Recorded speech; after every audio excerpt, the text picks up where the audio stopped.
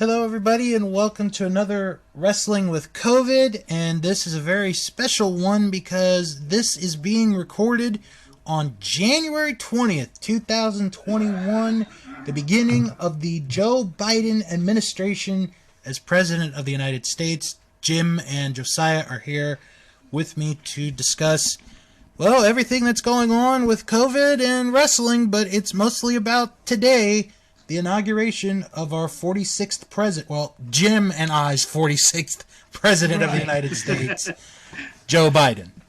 A lot has happened in 24 hours. We're going to get, mostly though, we're going to talk about what policies are currently in place. As we're talking right now at 7:15 p.m., there's currently a press briefing. I don't know what, if anything's supposed to be revealed in that. And also, I do think there's a small chance that we might have a statement from Joe Biden during this recording. So obviously, if we're talking about stuff, we may cut away to just give you the news on our thoughts on things that are happening. But definitely a very different day. Josiah, how is Canada? Are they watching us over there for today and yesterday? Oh, most definitely. We're watching for sure. I don't think it can be overstated how important as allies Canada and the U.S. are to each other. Mm-hmm. It is the longest running peaceful border sharing probably in history in terms of the amount of economic impact we have on each other, in terms of we're basically sister countries, and really when it comes to it. Even though Canada has significant differences in various areas around healthcare and things like that, because we are a more socialist country, to be sure. But the trade between Canada and the U.S., our economies are literally dependent upon each other. The U.S. gets the majority of their oil from Canada and those kinds of things. So, and we get obviously lots of things shipped from the U.S. in terms of natural resources as well. So we're watching closely. Apparently, the White House just said their first foreign call the President Biden will make will be to Canada, to Justin Trudeau on Friday. It makes sense. Mm-hmm. And to be honest, it will probably repair some of the damage Trump did. Let's just put it that way. Trump was not a kind ally to Canada in much of that. Putting tariffs on things. I was going to say an even less kind ally, I'm sure, to Mexico as well. Right. Yes, absolutely. That might be the second call. Although I don't know how our relationship with Mexico is, to be honest with you, even before Trump. But I knew that before Trump, we were still good with Canada. Yeah. Trump did something that no U.S. president, or at least in the time of peace, because there was a brief war between British Canada and the U.S. in the 1812, which ironically is the last time the Capitol was stormed by someone. It was the British Canadians going in and burning the White House down. So, all right. So I just want to keep everyone in mind as well, real quick, that so Josiah is probably going to be with us with an hour and change, but if we're still going, me and Bill will probably just stick around for a little bit. If we didn't cover everything, but because like I said, there's a lot to talk about. Bill, what have you noticed that's going on in this press briefing, if anything, at this point? Well, they just left the coverage of the press briefing, but basically it was discussing the stuff that he's already done on this first day. And I think one of the questions that was asked was, had he had a chance to talk to Donald Trump? And the answer was not yet. They're not sure if they're going to get a chance. If they do, it might be by the end of the week. We're not really sure. But, so that would be interesting to hear if something like that does happen over the next 48 plus hours. I could definitely see a situation where Trump just doesn't pick up the phone. Yeah. Now, let's talk. Oh, God, you were going to say something, Josiah? Oh, just that I agree. I can't see I can see Trump picking up the phone. I would imagine Mike Pence will have to step in for any of that. Mm-hmm. Right, that's probably true. Okay, so where are we with COVID? Well, the United States is in a mess, which, what a shock. That's how it's been since day one. Now, most of the things that we're going to talk about right now are probably based on, well, definitely based on the Trump administration, since the Biden administration only took office literally a few hours ago. Bill, we're going to get into the state-by-state thing, but overall, we were told that we've started distributing the vaccines. Yes. We were told that the states were told that there were reserves of the vaccine, and we are now finding out they don't exist. Right. Now, never mind that. Like, you could blame Trump for that, and that's very fair, and it's shitty. But, and I don't know about you, Bill, we'll hear from you in a second in regards to this. Speaking from New Jersey and New York, what a shitty way of handling the vaccine. I'll get more into it on my end, being from that area. Josiah, before we get into the States, how's Canada's vaccine distribution? What are you guys doing? For example, we have a portal here in New York and New Jersey online that you sign up for. What's your process? So we don't have anything like that yet. What is happening? It probably is better that way. What is absolutely happening first is that the vaccines are being given out to essential workers first. We have secured enough of the vaccine to vaccinate every Canadian several times over. And then any leftover we're going to be giving to poor countries for free. Because obviously they can't afford to pay for it. So what's going to happen, they started to roll out in December to essential workers. And the finish of that should be finished by March. And then in early April, it's going to start rolling out to the general public. And during this rollout to essential workers, it's also going to be given to the most at-risk people as well, so older people, things like that. Right. And then by the time we get to April, you can probably sign up for it at your local pharmacy and take it just like you would a flu shot. Okay. And that would be for any Canadian. And basically, you'll be scheduled for a day. They'll manage how many people are signed up, so we need this much to handle this, and then we need this for the second dose, and continue forward that way.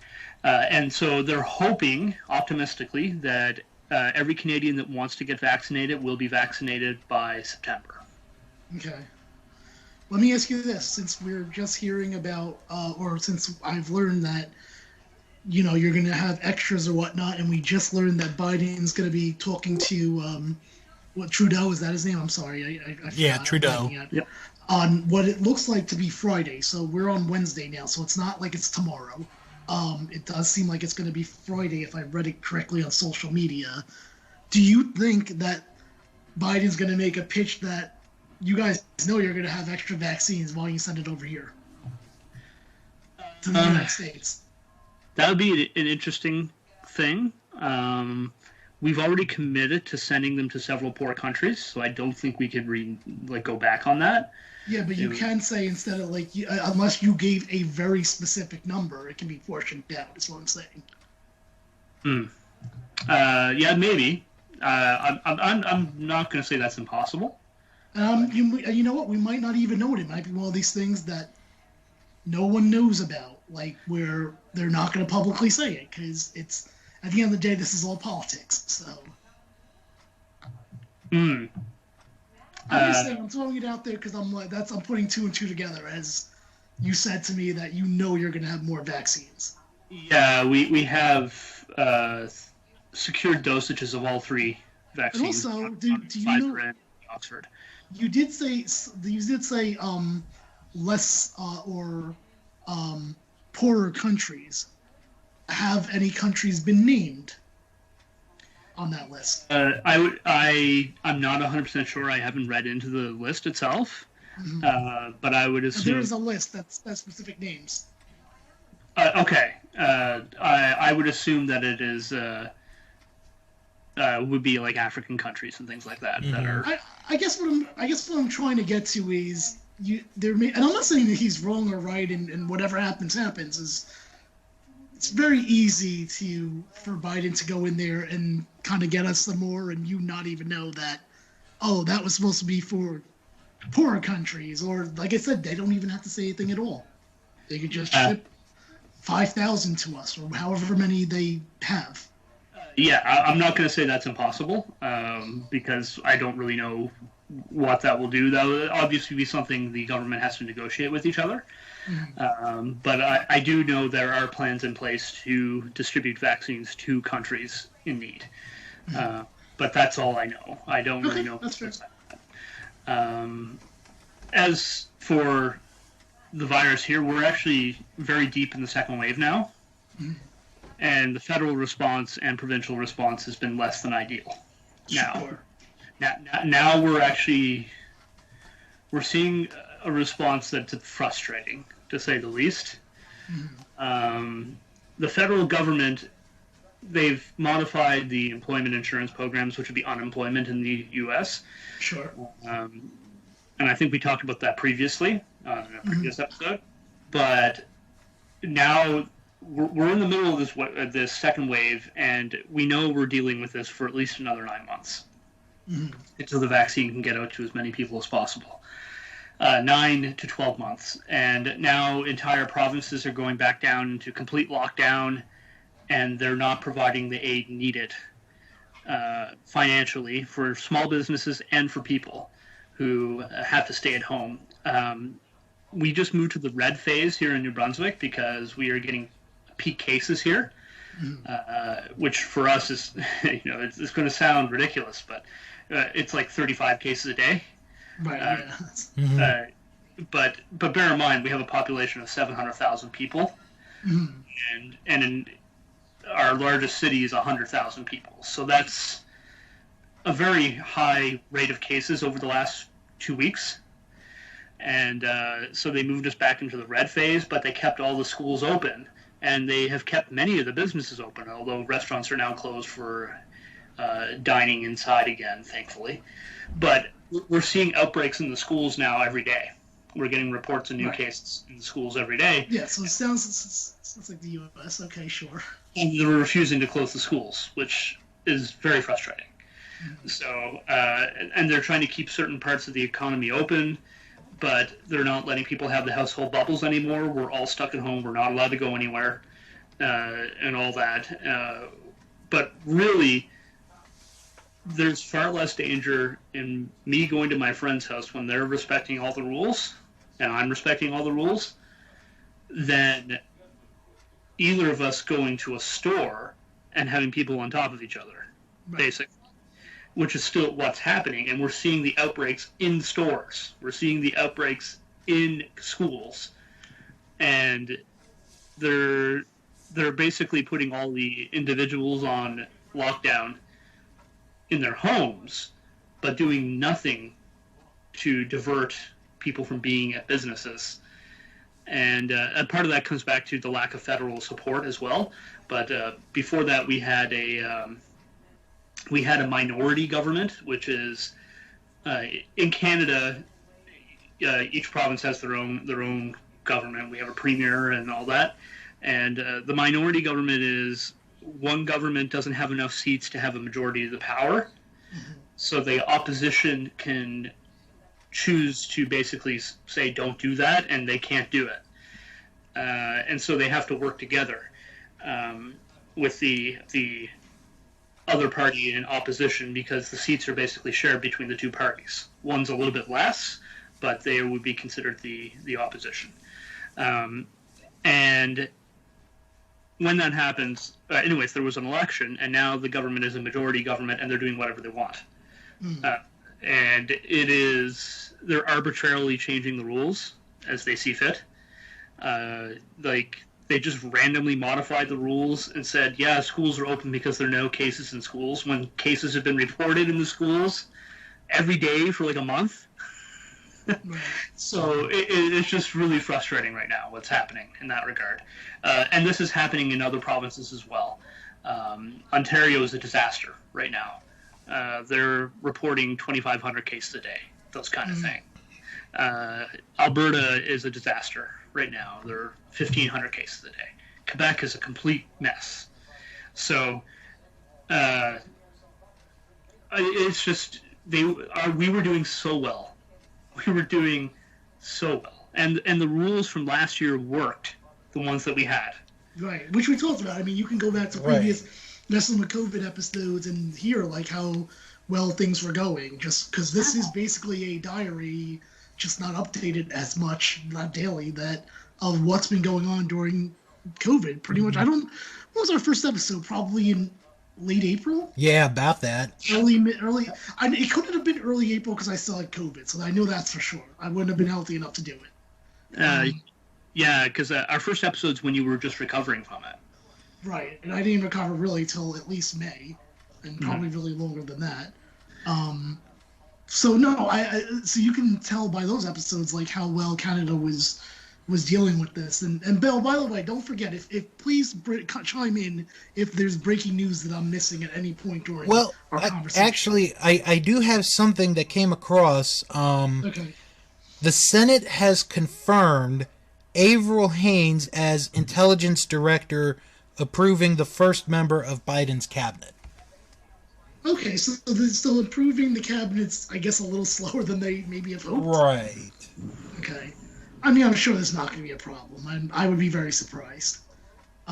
Especially because now they have the Senate, the House, and the President. They've got everything right now. Which is which I, in a lot of ways I don't like it, but at the same time, they brought it on themselves. This was coming. Mitch McConnell cost them the Senate, straight up. I mean, Mitch McConnell, but I still think if he would have actually just given us the $2,000 checks that Trump wanted, then they would still have control of the Senate. Yeah.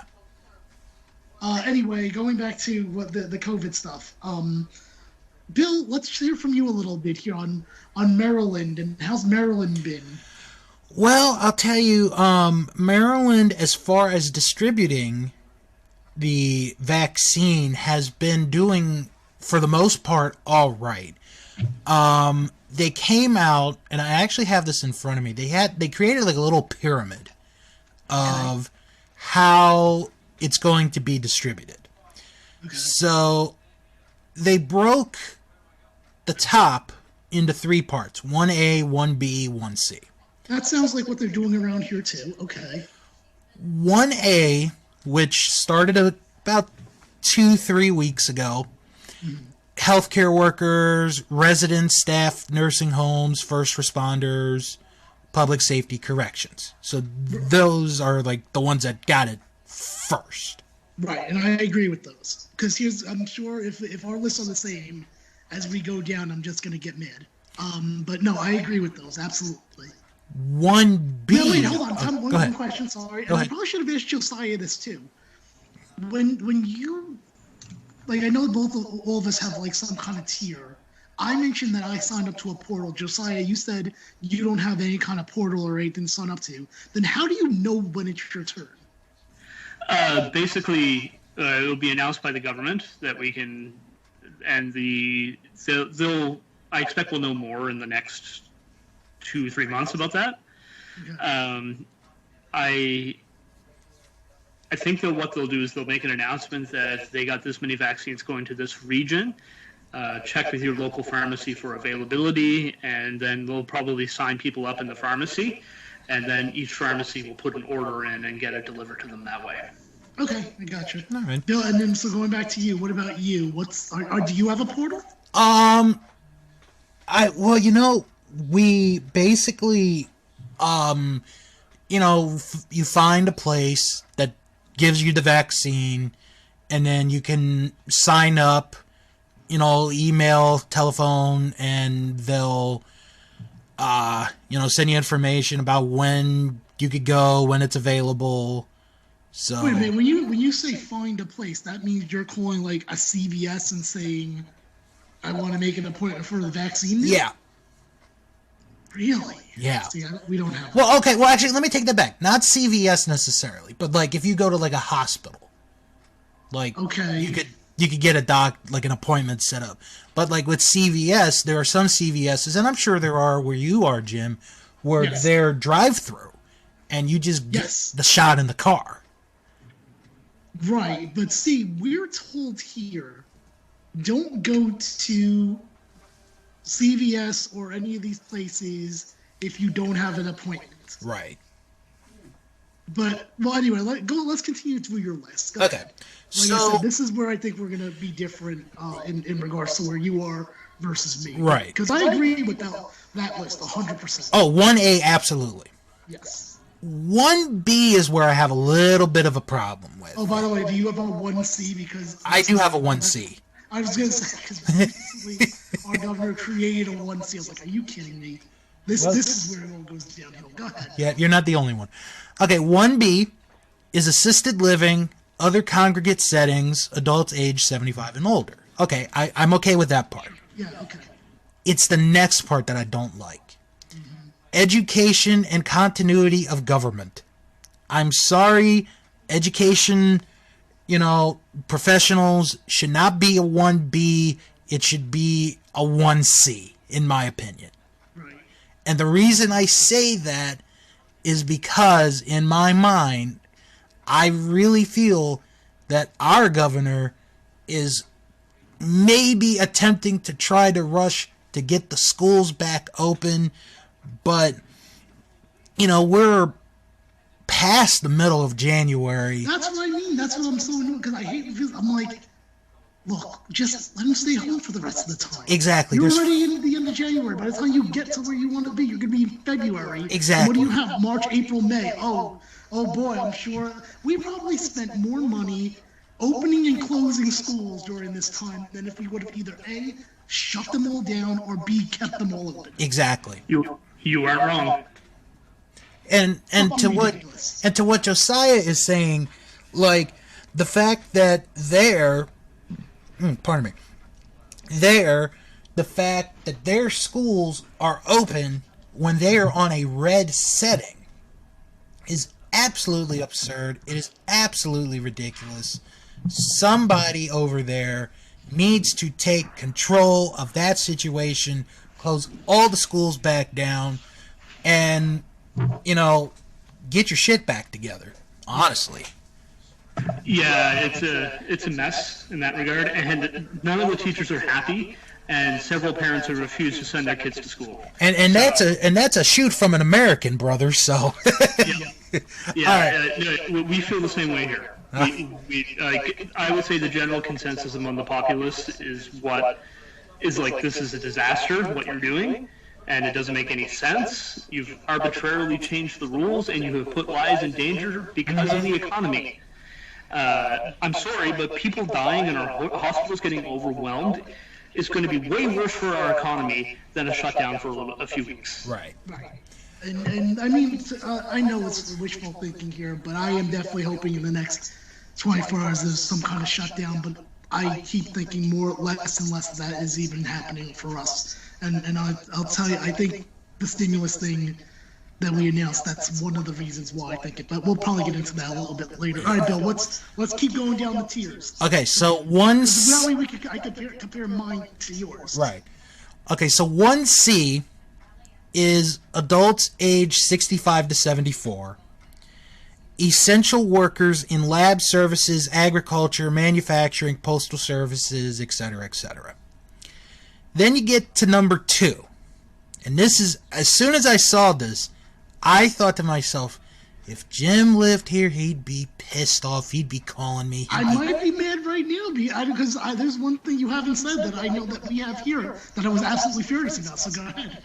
No, but I'm just saying, if you lived here in Maryland, that's all I'm saying. Well, I mean, I'll be honest with you. It does make me feel a little bit better that it sounds like yours is kind of shit, like ours. So. All right.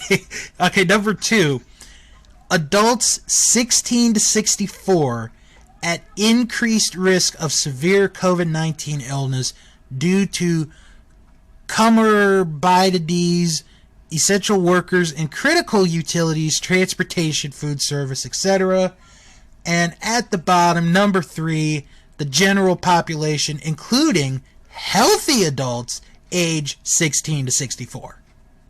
All right, so here's where because I didn't hear what I was thinking I was going to hear from you. So right now in New Jersey, it was announced that smokers are getting priority. What? Yes, because when you smoke, it affects the lungs, and so they're considering that a pre-existing a pre-existing condition for something. Not pre-existing condition. Well, I'm trying to think what the right word I'm thinking of. You just said it, Bill, and I can't think of what it was. Hold on. Maybe if I find it. Maybe it was pre-existing. No, it wasn't pre-existing. Oh, increased risk of severe illness? Is that it? Maybe it was that. All I know is they're getting priority, I think, is bull. Oh, that's bullshit. I guess your governor is not coming out right to say that for you guys, though. So, but maybe that's something for you to look into. Yeah, that's nonsense. I signed up for the portal, which is supposedly going to get you online for the vaccine. Now, to me, here's the questions that you should be asking if you're signing for the portal. Now, Bill, I don't know about Maryland, but in New Jersey, when there's no portal for the healthcare workers or the nursing home people because they just went and gave them all vaccines, which is fine. That's great. Mm-hmm. Take the initiative and do that or whatnot. To me, the question on the portal should be this. Number one, how old are you? Number two, are you working from home? Then number three, what industry are you in? That's it. They don't ask, are you working from home at all? They do ask the industry. And they do ask about pre-existing conditions. But here's my problem with this. I signed up for that like 3 weeks ago, I think it was. I got mad about the smoking thing, so I'm like, you know what? Fuck it, I'm gonna cheat. I'm gonna go in there, I'm gonna say I have something that I don't have. I couldn't do it. So let me ask you this, what happens if someone develops something and now they can't change it? Ugh. Yeah, I'm not even saying in the 3 weeks, I'm saying in like, I don't know, in about a month and a half from now. Right. Which can 100% happen. I'm dealing with something right now that I'm not sure what it is that I'm being told it might possibly be COVID related, a leftover side effect of it. Mm-hmm. And now I can't change it. If it does wind up being that that's what it is, I can't change it on there, even though I would think that would move me up on the list. This is why I said I think it's better that Josiah in Canada doesn't have portals. Mm-hmm. And I want to say, staying with this and going back to how where Josiah is, they're in their second wave right now. Here in the U.S., in general, I think we're slowly getting into the second wave because we've now had UK COVID. We've had people confirmed that they've had the UK COVID, and they didn't even go to England. So, you know that, okay, this is the start of the second wave right here. Right. It's like we got 2 people here in Maryland that tested positive for it. We have people in New York, yeah. I know there was right now, or back a few weeks ago, 1 in Colorado. I want to say 1 or 2 in California, but that's really about it for now. But we had some in New York. Yeah, it wouldn't surprise me if it got more and more over the next few weeks. Which is what makes it even absurd that there's no inkling of a lockdown. We're doing the exact same mistakes as we did last time. I think I said that last time on the show. We're doing the exact same mistakes. We've had cases of the variant, the UK variant, in Ontario and I believe other provinces. It hasn't hit New Brunswick yet, where I live, but it's probably just a matter of time. Yeah. Okay, so Josiah, what are your thoughts hearing as not living in the United States, the plan for distribution? Other than let's forget the fact that the federal government said there were reserves and there's not, but the distributions from the states here. Well, the whole thing has been a bit, I admit, a bit confusing from an outsider perspective, because the states themselves largely decide individually how they're going to distribute without a federal plan, which is weird to me, because we have both here in Canada. We have a federal rollout and a provincial rollout planned. And so, I mean, get it to as many people as possible as soon as possible, but make it easy. Make it easy. Get it to the people who need it the most first. Absolutely. And make that abundantly clear that it would be vulnerable people like the old and the sick and essential workers, and then go from there and make it as easy access as possible for as many possible people. And pray that people don't buy into the weird conspiracy theories surrounding vaccines and actually get vaccinated. We've encountered things in Canada now where it's it's not all of them, but there are several health professionals who refuse to get the vaccine, like essential workers, because they believe these odd conspiracy theories about it, and they work in hospitals. It's like, what? Now, can I be fair about something here in regards to that? There's a flu vaccine every year, and I think there are just people that, like, just for whatever reason just feel uncomfortable getting vaccines in general. Like, there's nothing that you can do to convince them to get it, even if it's COVID or not. And whatever, that's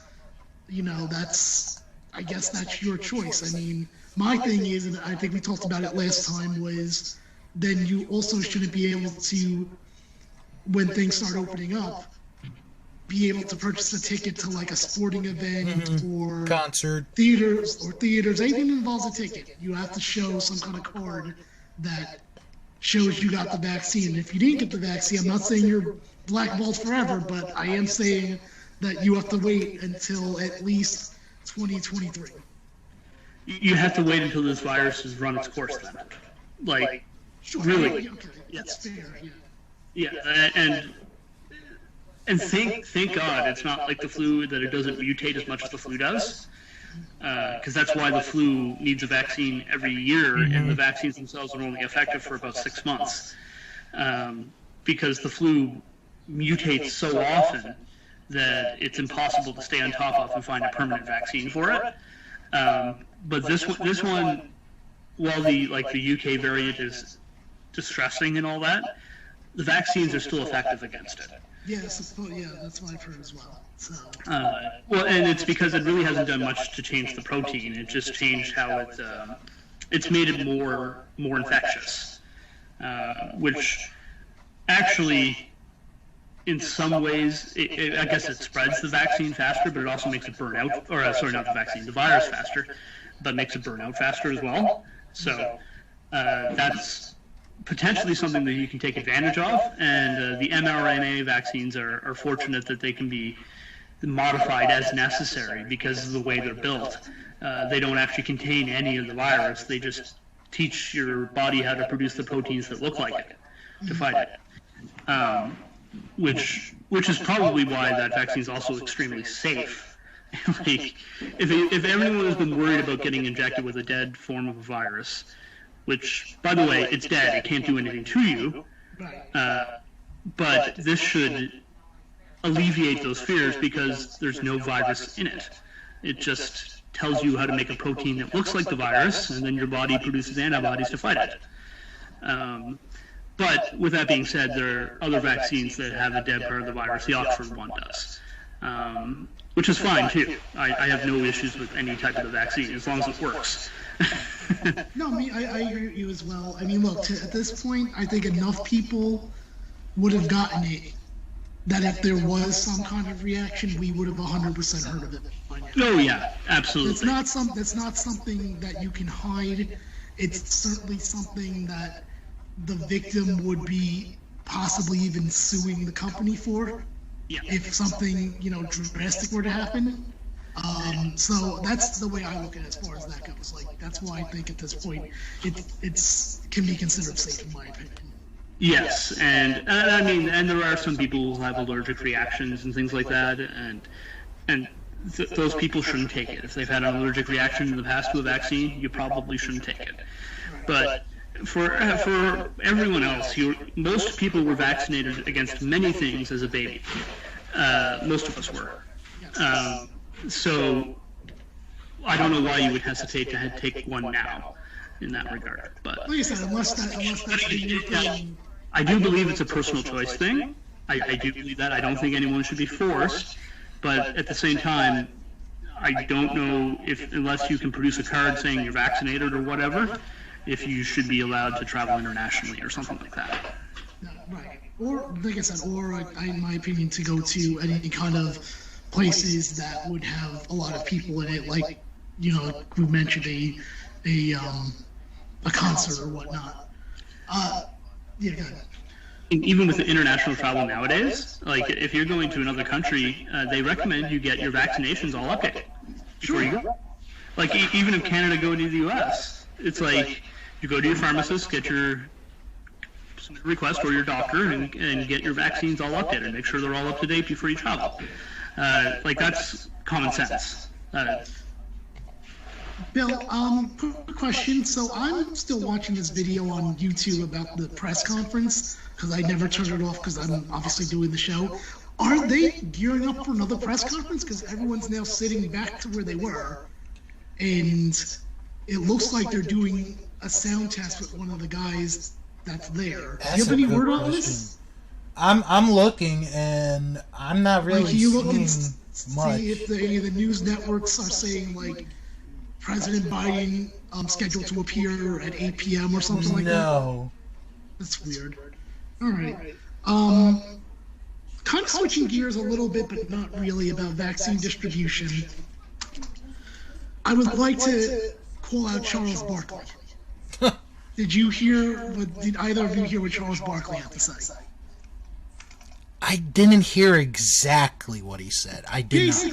Basically, Charles Barkley saying he thinks that athletes should have a priority when it comes to the vaccine. And I'm saying, hell no. These athletes are so privileged already. Yep. Let this not be the thing that they get before your regular everyday people. And especially, we talked about that list earlier. Certainly not before pre-existing condition people. You know what? Not even before me. Just gonna throw it out there. I'm kind of blown away by that because athletes aren't essential workers, even though I know. They should be doing things now. No, they shouldn't. No, they really shouldn't. Even though WWE got declared as an essential service in Florida. So did surfing. Yeah. I think that's all really. I think that's quite dumb. Like, get it to the doctors and nurses first, then the firemen and police officers. Then get it out to even public servants, because they are in the public all the time. And then get it to the elderly and people with pre-existing conditions, and then maybe we can talk about getting it to athletes on top of, at the same time as anyone else, like anyone else. Bill, what are your thoughts on this, being a sports person? I think what Charles said was wrong. There's a lot of things that I like about Charles Barkley, but I think he's absolutely wrong with this statement and that comment, because while athletes do travel, depending on the sport that they play, they should not and do not deserve to be the top priority as far as getting this vaccine first. They're not the ones who go in every day on a 12-plus hour shift, maybe doing a double shift. Having to spend time away from their families, spending time away from their friends to help these poor, unfortunate people get them better while trying to keep themselves safe. So I think with what Charles Barkley said, honestly, I don't know where his head was that day. Probably losing another $50,000 at the poker table. Yeah, so, that's nonsense. What's even more nonsense, and you kind of touched on it a little bit, is, well, we know the Super Bowl's happening. Yeah. Already. With a limited crowd. We know there are fans going to be there, which there shouldn't be. The Super Bowl should not be happening, so let me just throw it out there right now. In fact, you know what? I think, my point was going to be that WrestleMania apparently has also been announced to run and have fans in it, which is bullshit too. But, the more I'm thinking about it, these should be labeled as they are super spreader events. In fact, I'm gonna start calling the Super Bowl, starting this year's Super Bowl, the Super Spreader Bowl, because it shouldn't be happening. And what should I call WrestleMania? There's got to be any clear. COVID Mania? Spreadomania. Spreadomania. Spreadomania is pretty good. Bottom line is, neither of them should be happening, and I know people are going to argue. First off, number one, people are going to say, "Hey, but sports are running, so why can't the WWE and why isn't?" Well, first off, there's sports shouldn't be running, and I'm an AEW fan, but you know what? AEW shouldn't be running either.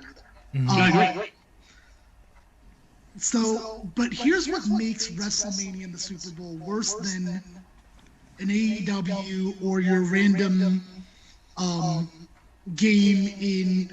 Bill, what are your teams again? Got the Washington Capitals. All right, I just think it's one. The Washington Capitals. Because guess what, Bill? I don't think I don't think many, maybe very, very little people are traveling from Oregon to go see the Washington Capitals game. A random Washington Capitals game. Well, that's because they are not allowing any fans at the hockey games. Okay, but my point is this, is that the Super Spreader Bowl, and I don't know which name it was. Spreadomania. Yeah, Spreadomania. Okay. That's going to be a great porno name someday. From other states. Can And we then- all agree on that? Yeah. I wouldn't be surprised if people come from other countries with less restrictive travel right now. And then here's the thing that makes WrestleMania worse than the Super Bowl. That'd be Spreadomania. Oh, pardon me, Spreadomania. 2 days. It's 2 days. Super Spreader Bowl is 1 day. Spreadomania is 2 days. Which means there's the possibility that someone doesn't go on the first day, but goes on the second day and sits in the exact same spot where somebody else was, and they'll say, "Oh, it was cleaned," but it probably wasn't cleaned enough. I didn't think of that at all. Wow, that's very, very true. Josiah, what are your thoughts? Yeah, even if they put in regulations in place where you can only go to 1 day and you can't go to both or something like that, that's actually worse if they do that, because then that means you'll have, what, 50, did you say 25,000? I think it's going to be about 25,000. So I'm just saying, though, let's say it's 25,000, but you can't. Well, let's just say that they say that you can only go to 1 day, and that means that weekend that's 50,000 people. Mm-hmm. And you know they're not going to just stay the 1 day; they're at least staying overnight one of those days. So they're going to be in the same area, doing God knows what in open Florida. You know there's going to be hotel parties. You know that. yeah. Oh gosh. Both the NFL and the WWE should be absolutely ashamed. And honestly, and we've talked about it, I don't think AEW should be running either. I don't. But there is a difference between having local fans sitting 10 feet apart in their own pods with 300 people at the show. I can tell you a reason, not the reason, but a reason why AEW is doing shows. And this goes back to when the pandemic began. And I want to say this is true, what I'm about to say. When AEW signed the TV deal with TNT, one of the things in the contract said AEW has to produce new content every week or else TNT will cancel their show. So if that is true, and like I said, this is like 9-10 months ago. If that is true, shame on TNT for doing that. Right. I think that is the case, from what I understand. And it's USA and Fox doing the same thing with WWE. Yeah. But here's the difference between them and WWE, and this is what I said, I think, at the beginning of all this. AEW does not have the library either to like kind of minimize their shows. Right. Like, it's still amazing to me that WWE didn't do the Hall of Fame last year through like 3 or 4 episodes of just speeches, because I was like, that's easy content. It's new content technically, even if you have just one match on there, and it's safe. I do give AEW a little slack with that, and even with the fans coming in, again, AEW doesn't have that much. They don't have the other deals that WWE has, as far as this is like literally their only money coming in. Mm-hmm. The TV money. Yep. But, I mean, they'll have action figures or whatnot and licensing, but really, I mean, I know wrestling fans are glad to see them, but like, you gotta be on the air to like really sell those other merchandising aspects. Yeah. So I give a little more slack to them for that, but like I said, with WWE, they could have easily just done like best ofs every week, or like minimal of like you tape not 10 to 12 matches one night and air them within the span of that last them with highlights and stuff for 2 or 3 months. I do think they both have provisions that it needs to be live, for the most part, but I wish everyone was doing what Ring of Honor was doing, or New Japan Strong. Mm-hmm. They bring people in and they tape 12 to 16 weeks at a time. And that's it. Like, and you do a 2-week quarantine beforehand, you do a 2-week quarantine after, and you're good. And, you know, you tape in over 2 weeks, you tape, I don't know how many weeks of TV, 8, 12, 16, whatever you want. And then you say, okay, done. And you send everyone home, and then you bring them back when there's like 4 weeks of episodes left. You tape another 12 to 16 weeks. Like, get as much as you can tape, and if you have a pay-per-view in there, yeah, you can do the pay-per-view live, sure. But do the pay-per-view live, just do lots of testing afterwards. And everything else, just, like, I honestly believe, and even Ring of Honor, they taped Final Battle. That show was and that was their biggest pay-per-view of the year. It was awesome. It was a really good show. So I know Ring of Honor has many issues, but when it comes to their response to the pandemic, they are handling this better than any other company in the world. Now, in fairness to WWE, didn't they do that towards the beginning? Because I feel like WrestleMania was all already done in the can before that they aired it. I think so. Yeah, it was.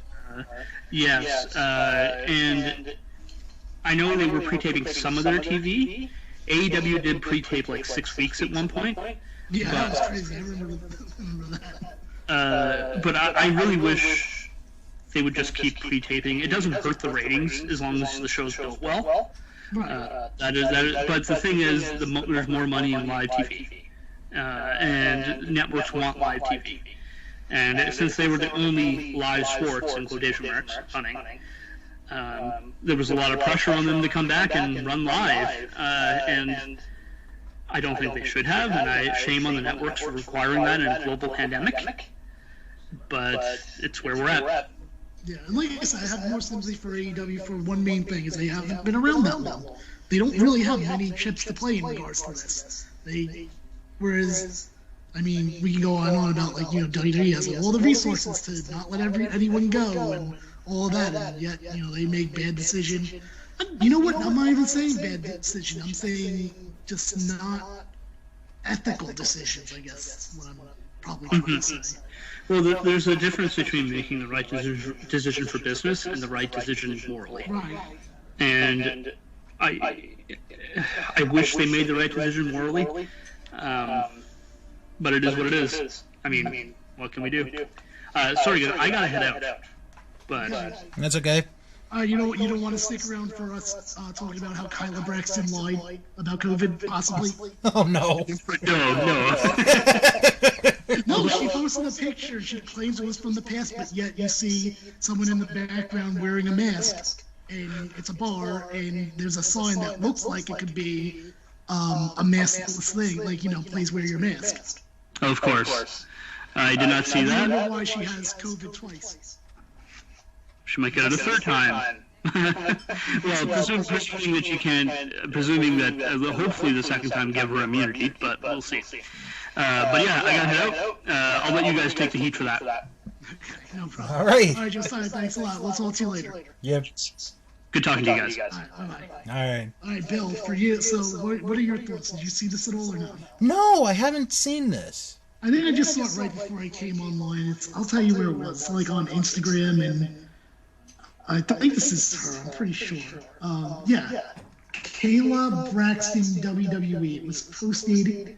Well, according to this, it was posted 8 hours ago, but I probably stayed on this page for the last hour, so it's probably from 9 hours ago.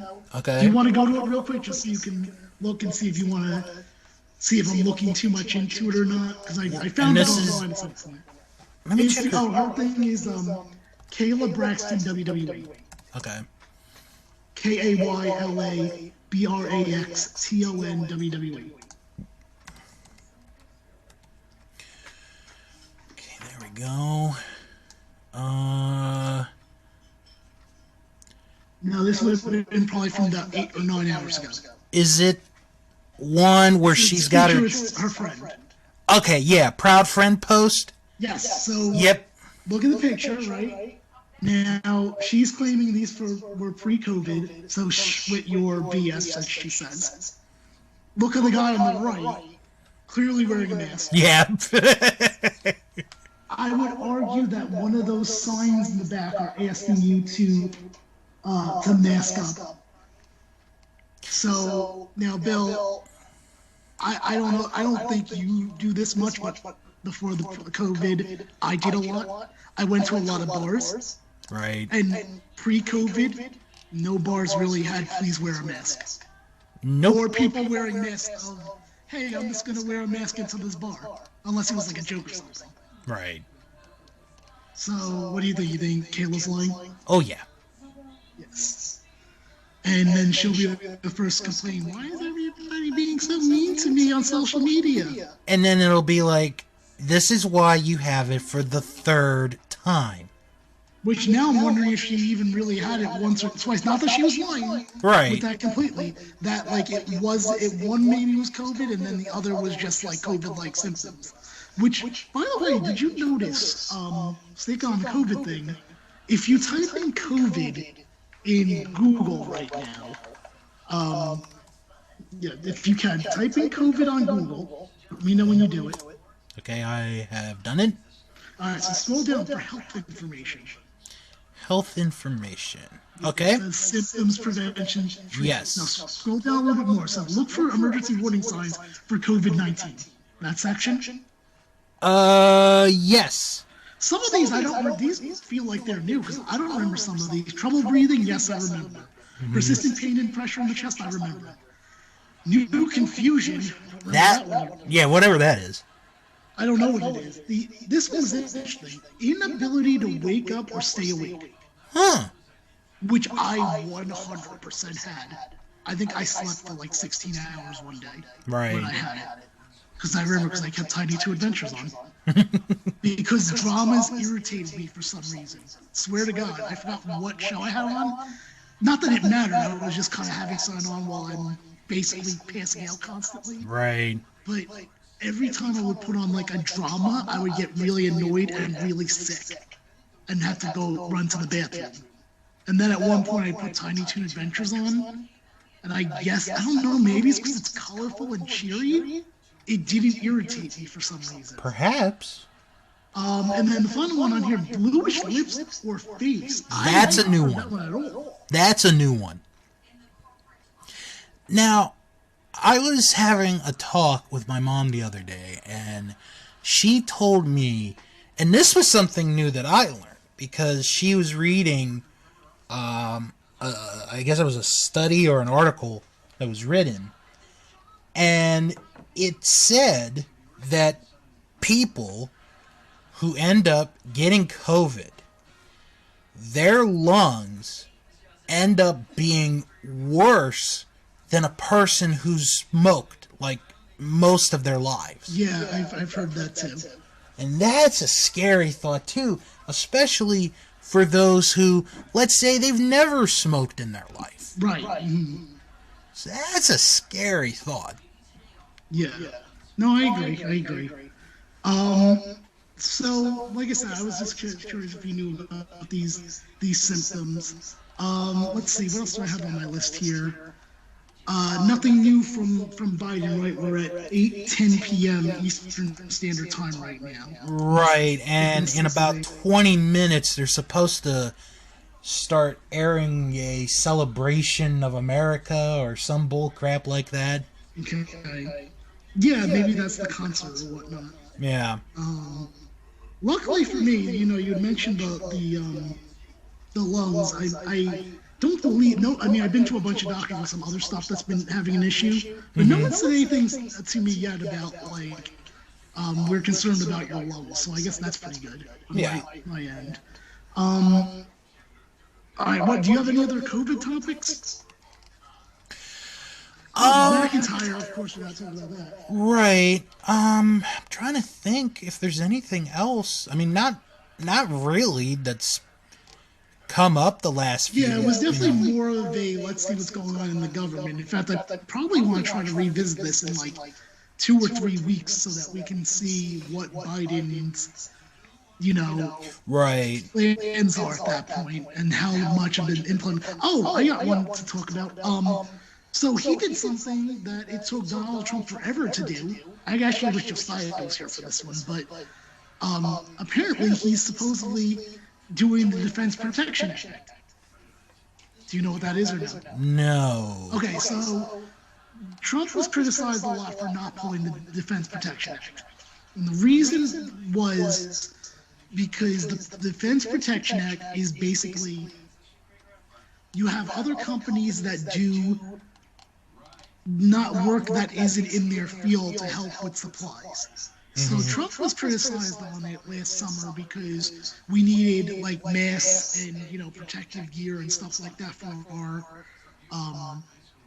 for the nurses and the hospitals and all that. Supposedly, Biden is going to enact the Defense Protection Act to make more vaccines. Okay. So that way we don't have to rely only, I guess, on Pfizer and these other places to get them, because I'm assuming there's a formula that they can, that has either been cracked already or that they can learn, and that would make the distribution be much quicker.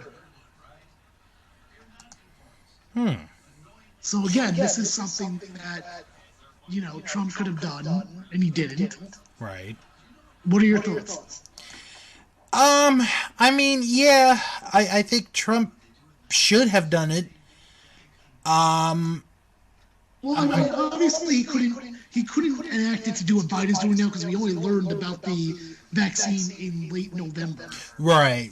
But he could have used it in like April or May to make these other companies make the protective equipment for the healthcare workers, which would have probably helped them big time at that time. I see, because I was going to say something, but then I was like, better not say it because it probably would have been wrong.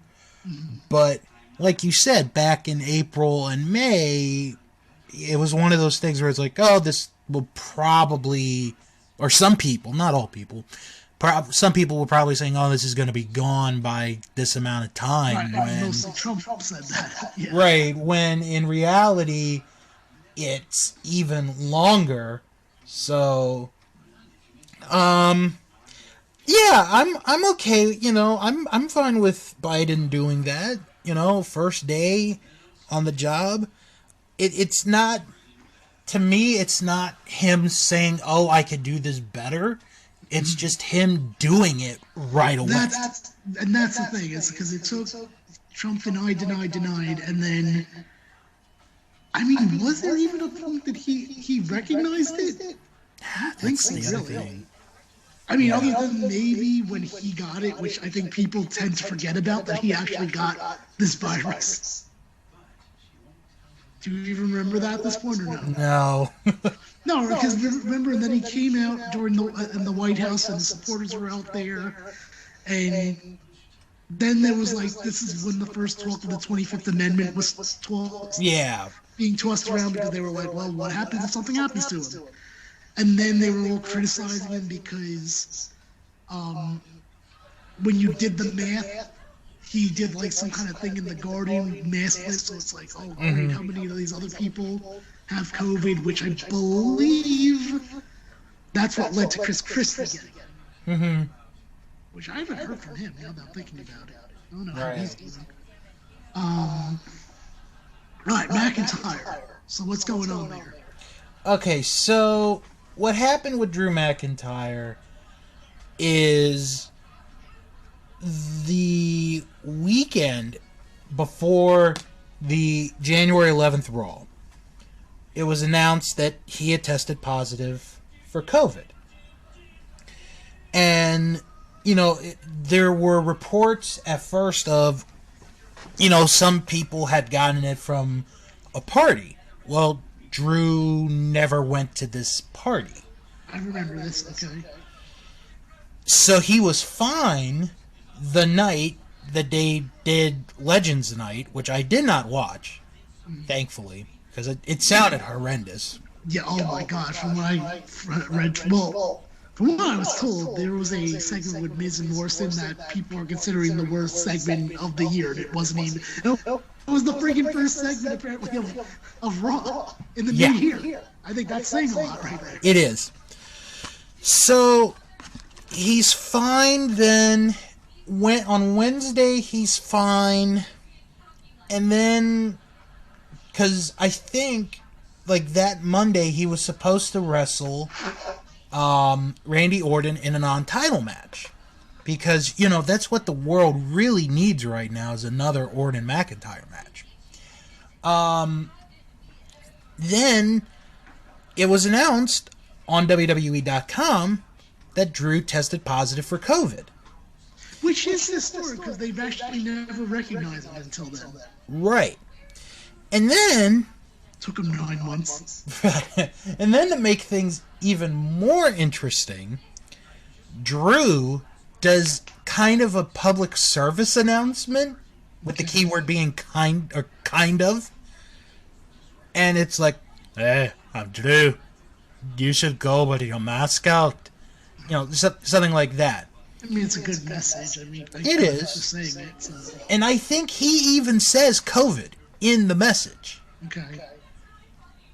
And yet the commentators don't say that word. It's like on the banned list, in a way. So, he is scheduled to be back on Raw this coming Monday. And as of right now, he is scheduled to wrestle Goldberg at the Royal Rumble. Which is the reaction that everyone should be having, is a yawn. Yeah. I mean, Goldberg's going to win. I have another idea in my mind. What do you think's going to happen? You think they're going to do the right thing? I think... This is what I'm thinking as of now. I'll tell you what I'm thinking after you tell me what you think. He's going to lose to Drew, but he's going to enter the Rumble and he's going to win it. Oh, you know what? I can kind of see that happening. See, I was going to say somehow he beats. Well, let's say somehow it's Goldberg. He beats Drew, and then somehow gets his match with Reigns, and then they unify the titles because it's one of the only things that WWE hasn't tried to increase the ratings. Because, and the only reason I say my idea is because they get more people upset. Well, they haven't announced a lot of people for the Royal Rumble match. Okay. And I can pull up real quick who they've got announced so far. It is. We might as well, while you pulled it up, announce that in about, what was it, 11 days, Eliminated Royal Rumble podcast returns. Me and you are back doing it for a 4-episode thing. We're doing an Osaka house show, an MSG house show, and then this year the 2021 Royal Rumbles, right? All right. So, Jim, I'm just gonna say it right now before I read off the names. Sure. You need two hands to count how many people WWE's already announced so far. Okay. Jeff Hardy, Jey Uso, Cesaro, Miz, Otis, Lashley, Randy Orton, AJ Styles, Daniel Bryan. That's the list. Okay. Well, for the men's. For the men. The women's is even smaller. Okay. Was the women's? Or actually, no, it's the same size as the men. Okay. There you go. Shayna Baszler, Alexa Bliss, Peyton Royce, Bianca Belair, Bayley, Charlotte Flair, who's not going to win. I'm telling you now, with her storyline, she's not going to win. Okay, that's fair, because I don't think she's going to win either. Nia Jax, Mandy Rose, and Dana Brooke. Okay. So, do you have any picks for who was winning either of those two? Not you a. said Goldberg for the men's. I have. Well, that's my idea for the men. It's not like I'm not confirmed that it's going to be it, but as far as the women, I have no idea. I think I know who's going to win the women's. I'll give you a hint on what winner do you think would make fans the most mad? Oh, Ronda Rousey came back. You know what? I didn't think about her, but that's a possibility. Or like one of the Bellas? No, here's who I was thinking of that I think would debut there. Debut there. Tessa Blanchard. Oh, yes! You know I why? forgot about her. You know why? Because it's, first off, no one wants her there because of her racist comments. Mm-hmm. So they don't have to worry about a crowd booing her because there's no crowd there. Right. And that's going to be their quote-unquote moment. That's my pick to win the Royal Rumble. And if it's right, I feel like that's just such a sad state of affairs. Like, not because it's Tessa Blanchard, but because I'm basically doing my pick on what's the thing that WWE fans would hate the most. Yeah. You know what I started to think about, son? Between, the way WWE's handled COVID and everything. Honest question here, and I'm looking to, you could even include sports in this as well. Okay.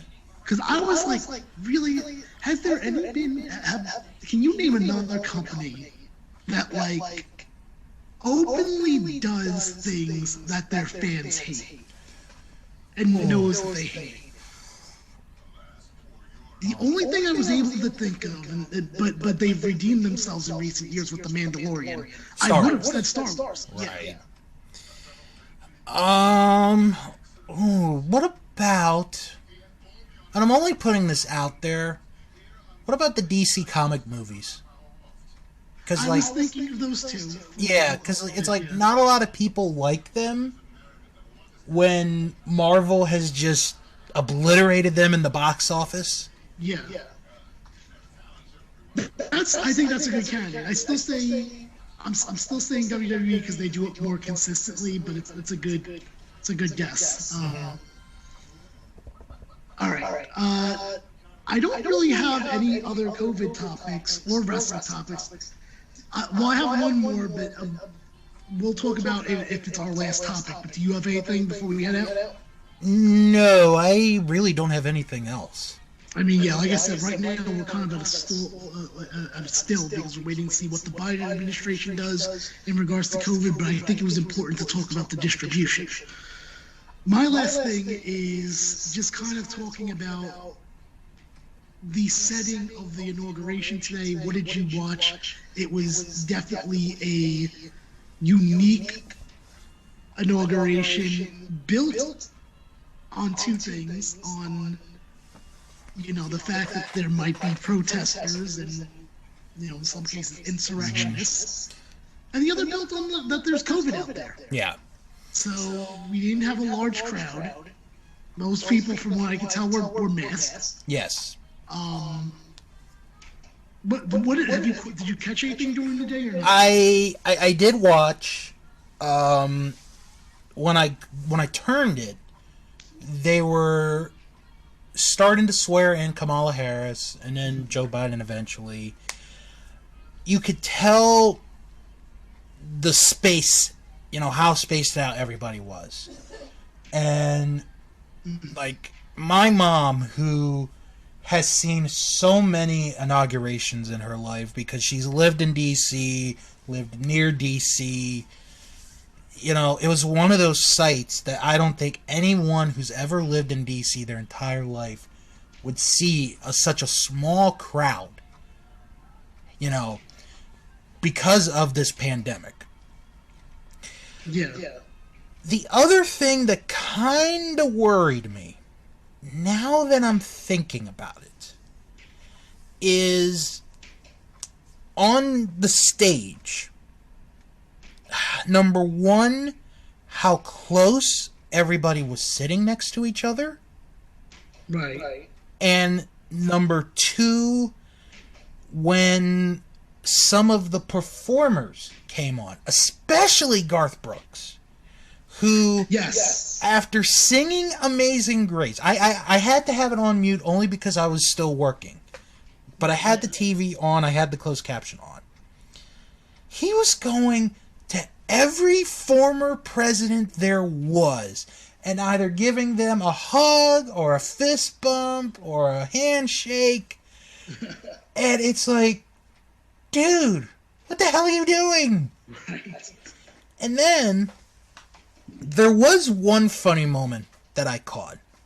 I don't know if anybody caught this or not, but I want to say it was during Biden's speech. Okay. Because I had this on, I want to say I had it on Fox. They had a camera shot of Bill Clinton, and he looks like he's asleep. I'm like, oh my God, they got Bill Clinton asleep on camera. Did you catch anything of the Trump exit? All I heard was he made a brief statement. He went on to Air Force One, left, and he at least left, on his own without anybody telling him to go. Right. So, well, I mean, this was a defeated man, big time, because. So I watched it because it happened really early in the morning. yeah. His Maryland thing was at 8 o'clock. Not 8 o'clock, 8:30, I believe. I think he left the White House at 8 o'clock. Right. And you can just tell, well, here's the thing, no one wanted to come to his thing in the morning. Like, there was probably like 200 people there. You know that he is obsessed with big crowds, so you know that had to be like a I don't know if the word is like that's gotta be like a punch to the gut for him. It is, yeah. Even though Biden was like welcoming to the fact that like he just wasn't gonna have a crowd at all, even if the insurrection stuff didn't happen. Mm-hmm. So he gets a small turnout, which, by the way, they said that it was going to be, according to the invites that were received, this was abnormal to me. It said that, like, you're invited and you could RSVP and have a +5. What?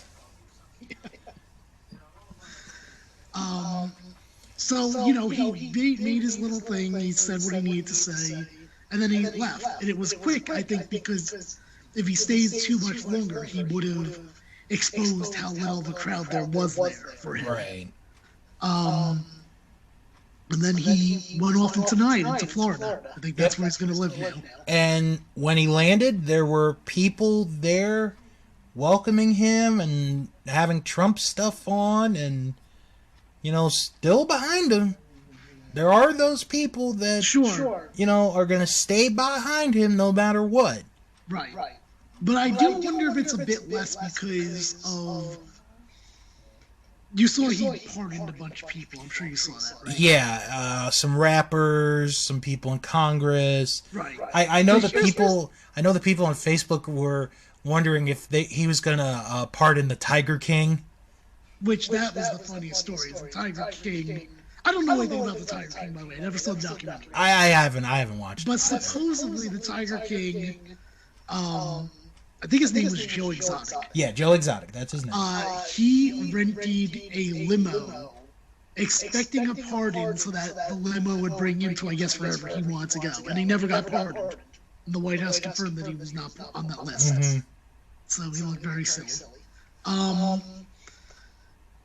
Where was I going with this? The pardons.